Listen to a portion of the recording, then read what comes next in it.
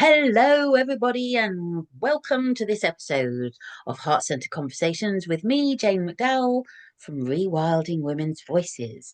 And today I have the absolute pleasure of welcoming my good friend, Michelle Hall. Michelle, tell everyone a bit about your good self. Hello, Jane. Thank you so much for having me. I am a coach, and I know that I shouldn't say that straight off the bat. I typically work with women in their 40s who have gone through a divorce or another form of shit show and who want to rebuild their lives because they know that going back to doing the same old is not an option. They know that there's something better out there for them, and they're not quite sure how to make that, I guess, leap or step into the unknown, into creating that life for themselves. Yeah, fabulous. So tell me, what's the book you've brought with you Well, today? the book's probably a slightly different choice in comparison to a lot of your previous guests. Hey, Today, I love my it. book is Wild by Cheryl Strayed. Tell me, I don't know about this book.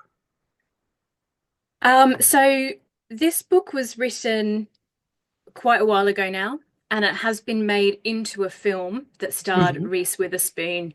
I'm going to say in about I remember seeing it in the cinema after reading the book in around 2016. Okay. And the premise is all about the author, Cheryl Strayed, hiking a section of the Pacific Crest Trail, the PCT, in the United States of America. Wow. So it's a true story. It is a true Yeah. story. So it's Oh, not just fabulous. about her hike. She did a section of the PCT over 3 months, but it's about that, but it is all about her backstory as well. So her family environment growing up, the passing of her mum, her divorce, and then her setting out to hike the PCT. Mm. And what was it that led you? Did you read the book first before I you did did the? read the book. Yeah, I'm a bit of a stickler. I try and read the book before seeing the film or the TV series. yeah, yeah. Because sometimes it can be a joy to see the film or the show Hmm. because it really chimes with how you created it in your head. And other times it's like, whoa, hang on, no, no, no. That's not what it's Yeah, like. what have you done to the book? Yeah. So was the film a good adaptation of the book? I think it was, yes. And I'm actually re-listening to the book. I generally have about 4 or 5 books on the go, and I'm listening. I've read the book, I've seen the film a couple of times. I'm re-listening to the book when I walk my dog because I don't know, I really enjoy it. You know how some people have comfort food? Yeah. I have comfort books. That. Yeah. Yeah. Yeah. Yeah, it's amazing how a book can just transport you back to a moment in time, isn't it? Like, Hmm. I think for me anyway, when I read a book, I get really involved in the world of the book. And I don't know, it's like I get all my senses involved in it. So when I go back and read it, I'm suddenly transported to when I read it the first time, what was going on with my life, the smells and the sights and the sounds that were around me. It's amazing, isn't it? Absolutely. Power of books. So, what was it that led you to read the book in the first place, Michelle? Um, Do you know, I'm not entirely sure. I'm trying. So Cheryl Strayed has written rather. I'm sure she's read loads of books. She's written a couple of books. Um, and I think somebody, I mean, we're going back to 2016, 2015, 2016, so it's quite a way ago now. But I remember, I think someone recommended the book to me and also recommended Cheryl's other book called I don't have a copy of it, but I think it's called Tiny Little Things or something along those Okay. lines. I can perhaps Google it later on in our conversation. And her second book is an amalgamation of her Dear Sugar stories in the newsletter. So for a while, in the newspaper rather. So for a while, she was an agony aunt. Okay. And some of those stories, or some of the responses to the letters rather than stories, sorry, because they were actually about people's lives, she's then collated into a book.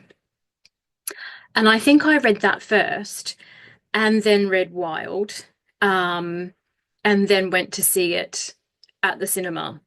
And Yeah. for a while, I was just everything Cheryl Strayed. So what was it about her writing that really got to you? What was it that I think she has a well of deep empathy for people.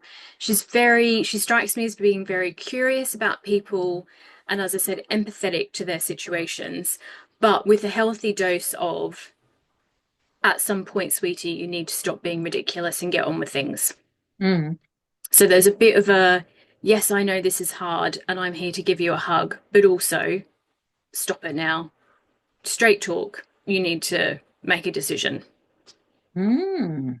And tell me, is that what led you, that kind of way of thinking, is that what led you into helping the people that you help now? Um, I think probably my circumstances around the end of my first marriage and the subsequent divorce has definitely led me to what I do now. Yeah. And when I started my business, and I still do this today, I focused on helping women with their career and particularly that leap into a leadership role. And as the last couple of years have progressed, I've started to work out that that's probably not what I want to do, and not what I want to do, but I don't think it's what I'm here to do, if that makes sense. Yeah. I think having gone through that, rebuilt my life, had a few other hiccups along the way, and been able to re-establish myself and build on those Mm, crumbly foundations at times has put me in a unique position to be able to help women going through similar situations. brilliant. So what's your biggest takeaway from the book? I mean, I know you said that kind of attitude, like, yeah, here's a big hug and life shit sometimes, and now let's move on. Mm-hmm. What else was it about the book or the writer that made you think differently or I perceive think the there's world in a different way? I think there's two things about the book. So the first is our almost synergy and, I guess, relationship with nature and the world around us. Um, and I mean, we're talking about a woman who grew up in or had lived in a city. She grew up outside a city on essentially a farm that at one point her family established after a fairly rocky road of being in council estates because her mum was a single parent for a fair chunk of her childhood. Yeah. Um, but as a young adult, she lived in and around cities. And at the end of her first marriage, decided to go on this monumental hike, having, I've got to say, pretty much no hiking experience beforehand. And when she talks about this in the book, I tend to think, gosh, that sounds like something I would do. Just have an idea, probably not to that extent, but have an idea and follow it because it feels like the right thing to do, even if I'm not completely prepared, which, in the greatest respect to her, she so was not. Um, but it's her seeing nature through her eyes and seeing the environment around her and the different interactions she has, like at one point with a wolf, where they sort of stare at each other and then the wolf goes off on his or her way. The folks that she meets, the time that she spends alone. She spends a lot of the trail, hiking the trail on her own. And I think it's that connection back to nature and using or exploring nature as a way to help heal ourselves. Yeah. Yeah. And I think when we live in cities, we often forget that. Yeah. Yeah, I think so. I mean, I think there is definitely an element of that. And then also, I think that there are always opportunities living in a city to connect with nature. And I Hmm. say that because I was born and bred in London. And yes, I used to go away for weekends down to Devon, etc. But there was always trees or plants, even if they're kind of like what seem to be weeds growing out the side of buildings or something. There's Mm, always something that you can connect with. But I think that yep. one of the things that I work with my clients with as well is it's about connecting with. the natural world on an everyday basis to make it part of your daily perceptions and your daily routine. Because I think it's really helpful for just putting things back into perspective, when our lives seem to sometimes be unraveling and chaotic and we just like get overwhelmed by everything. Actually, when we connect back to nature, we recognize we're all part of this one energy, if you like. That's Hmm. how I see things anyway. And that, our little storm in a teacup is is really nothing in the grand scheme of things. And so I think for me that helps me get more grounded and be able to see past those times where things are a bit um Mm. yeah. So did it inspire you to go off on any adventure yourself, Michelle? No, I have thought about it. I have thought about it. I I was listening to something over the weekend. Actually, Ben Miller was on Saturday Morning Kitchen. We love Saturday Morning Kitchen, and he has written fairy tale adaptations for children. And the reason around that was to bring a sense of adventure and to kind of reimagine those fairy tales. And it made me think that as adults, we don't often go on adventures.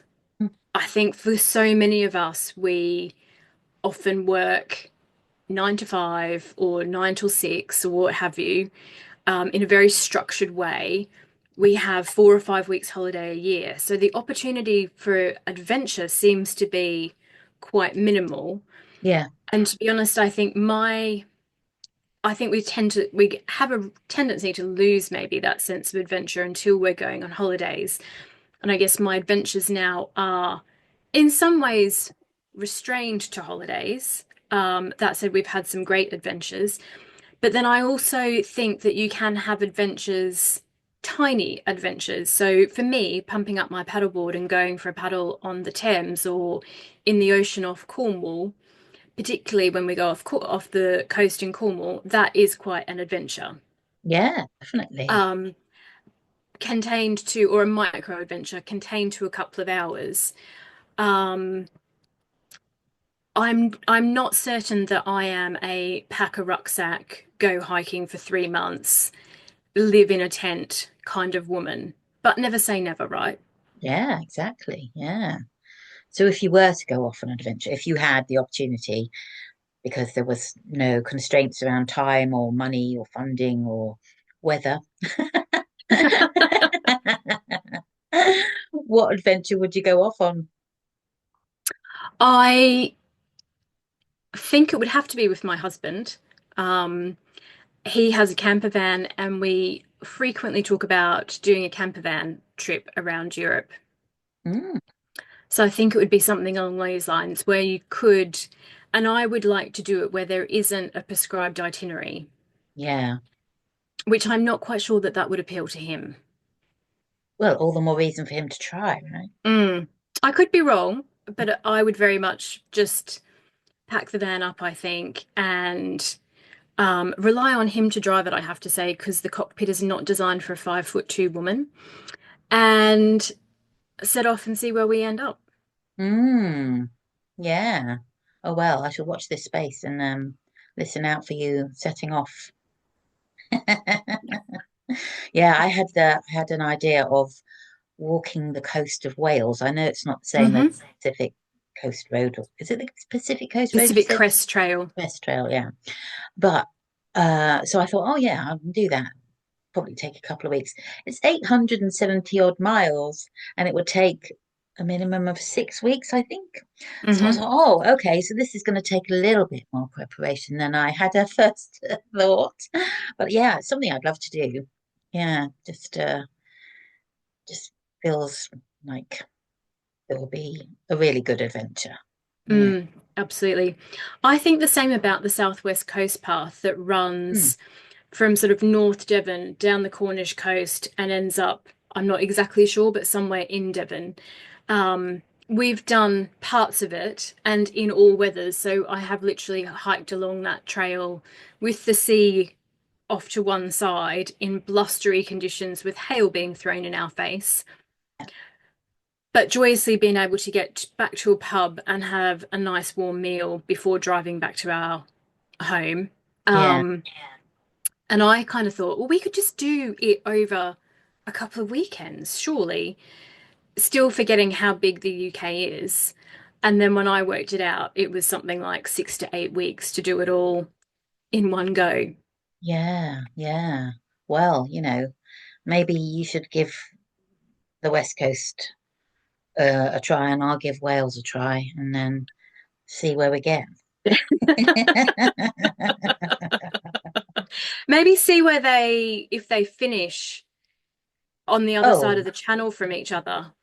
yeah. I mean, I guess if you walked the other way so that you came up Mm, North Coast up towards, up along Somerset and to the Bristol Channel, we could meet yeah, there, couldn't we? we could do. Excellent. So, what are you reading at the moment, Michelle? What's lighting you up at the moment? There's always a lot of books that I'm reading at the moment. Most of them are not up in my office. I'm reading a book about witchcraft. Oh, yeah. Tell me more. So it's all about the history. I'm desperately looking around for it so I get the title right, but I can't see it here. So it's all about the history of witchcraft in 13 trials. So I'm only on to the second trial. But it's interesting to understand where I guess the idea of witch hunts and the demonology of witchcraft originally comes from.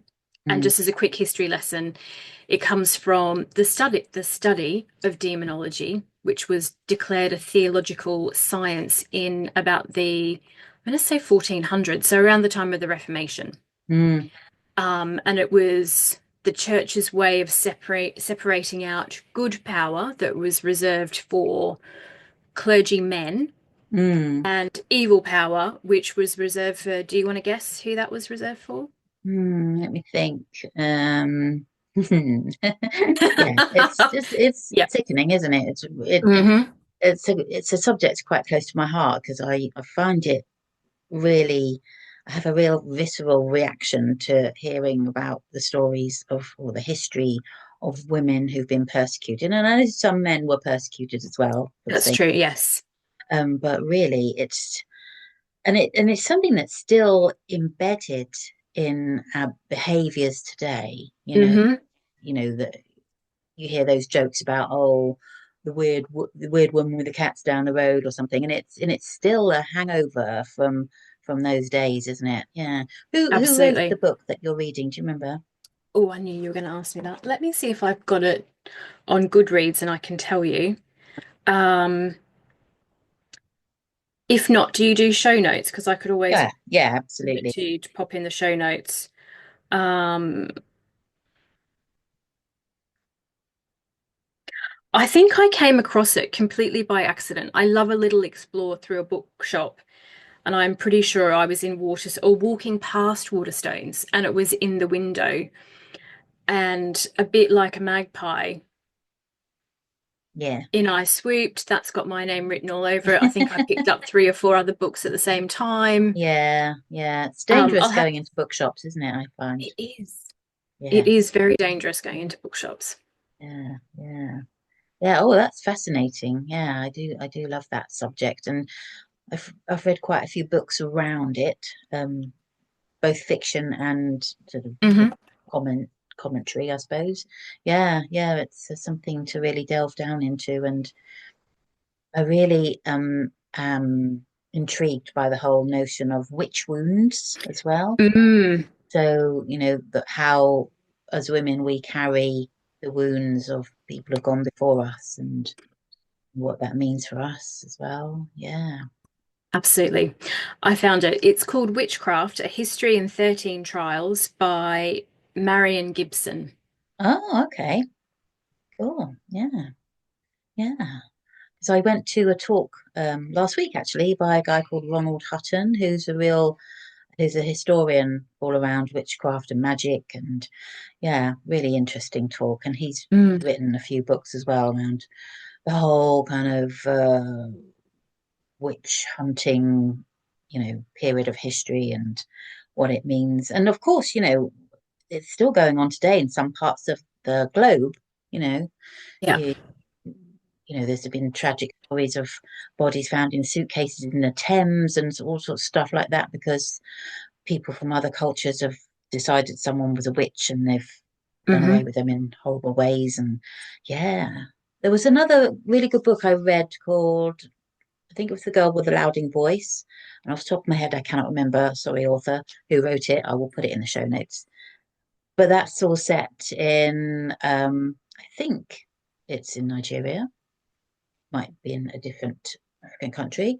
Um, but it's essentially the story of a girl who, by some set of circumstances, she ends up um, being a witness to a murder and then realizes that she was going to get blamed for it. So she runs away and yeah, she's treated really badly and um, yeah, so it kind of mixes the idea that women are witches and evil with the Hmm. whole contemporary slavery slave trade as well. I mean, yes, kind of both things combined, I guess. So Yeah, yeah, yeah, yeah, lots to delve into there. absolutely. And I do think that witch hunts still happen, but in a more modern context. You think about how people reference women and the language used around women, particularly in leadership positions. So Particularly on things social like, media, yeah, and trolling. oh, social media Yeah, is just a complete bun fight for it. And I've seen a few things recently where one woman has put out her opinion on something. Another woman or group of women have come along and disagreed with her. The first woman has really taken offense at what the, let's say, woman B and C and D had to say, and has basically grabbed screenshots of their comment from one social media, has gone onto their website and grabbed photos of them, and then basically blasted it all over her social media channels, tagging these women in. Literally a modern day witch hunt about how wrong they are because they've disagreed with her opinion. yeah, That's a really dangerous situation to be in. yeah. And that is Be- a really good example of a witch wound of how hmm. women can treat other women in a really negative way like that. And Yeah. you know, I think we all I think there's the whole thing with the whole internet, and it's so divisive, and all the algorithms and the social media platforms all set up to pick up on this divisiveness because it gets more clicks, likes, followers, all that, Absolutely. and actually they could reset their algorithms so that it wasn't based on such Mm, behavior, but it doesn't bring them in the money, so they're not interested no, in that, and we're all kind of pawns in their kind of journey of gathering more and more money from ill-gotten means, in my opinion. But there you go. Yeah, mm, yeah. yeah, So yeah, I think the more that people realize that other people can have a different point of view, and it doesn't make them a really bad person. You don't have to hate them. You just have to understand that we're all experiencing life from a different perspective, hmm, and that some people, will be influenced by other people around them, parents or the community they live in, and you're indoctrinated with certain points of view. It doesn't mean that they're right or wrong, it just means that that's what you've heard. And yeah, it doesn't mean that you can't have an open mind to recognize or explore other ways of thinking or being. absolutely. And I feel like as a society, we're heading more and more down that divisive route, which is very much like the Reformation. That Mm, was a very them and us, either or period in history. So yeah, you were yeah, either Catholic or Protestant, you were a believer or a heretic, you were either a member of a congregation or you were on the outskirts, yeah, and you either were wielding good supernatural power, as we said earlier, a clergyman, or you were wielding evil supernatural power, which put you further and further on the outskirts of society. yeah, yeah. And actually, it's quite when you analyze it, when you know, no disrespect to anybody who's clergy who might be tuning into this, but all of that theology is all about what's going on up here. It's all in someone's head. It's all imagined. Hmm. And the people who were supposed to be practicing evil, as in living in close proximity to nature, living with the earth, using herbs, etc., for healing and all that kind of stuff. They were much more part of the energy of the earth than at one Mm. than someone who's just, whipping themselves and dressing and playing clothes and starving themselves and singing hymns or whatever. Do you know what I mean? Yep, I do. I know exactly what you mean. And I Yeah, think at the moment, I think the religious leaders who are doing, in my opinion, great work are the ones that are trying to bridge that gap. And rather than having the us or them, either or conversations, trying to bring people closer together through commonality rather than driving division through differences. yeah, yeah. I think, from my point of view anyway, currently it feels like it's more the people in power, as in politics, that are driving these divisions Hmm. than the religious leaders. I guess it depends where you are in the globe, maybe. Yeah, But yeah. yeah, but it just feels like that people are setting out to be divisive on Mm. purpose. Sure you can imagine who I'm thinking about. I don't, no names spring to mind. Yeah, let's not mention them because they're not worth diddly squat. Yeah. So but yeah, I find it really fascinating because, like you say, what happened back then in the Reformation and the way that society was divided seems to be happening more and more now. We seem Mm, to have gone through a really liberal period like the 60s and 70s and 80s, and now it's people seem to be a bit more puritanical in the way that they view and judge, and I find that quite distressing, actually. mm, absolutely. And I think if we can be more curious about people's opinions that are different to ours, it opens up a much better conversation. Yeah, And yeah, I think heals a lot of those wounds that we subconsciously carry around from previous generational trauma. yeah, absolutely. Oh, Michelle, I could talk about this all day. I was going to say, this got quite deep quite quickly, didn't it? Yeah, yeah. Well, listen, it's been an absolute delight to talk to you, and there's a lot to unpack. And I will put all the books that we mentioned in the show notes. And for anyone who is curious to know more Hmm. about, the history of witchcraft and the plight of women and some men, then there is a short video that's in my collection somewhere around a couple of books I read on that. So go and have a look at that. And in the meantime, I wish you all well. Thank you so much, Michelle, for joining me. Thanks, Jane. Please remember to like and subscribe and share with your friends, and I will see you in the next episode. Take care. Bye.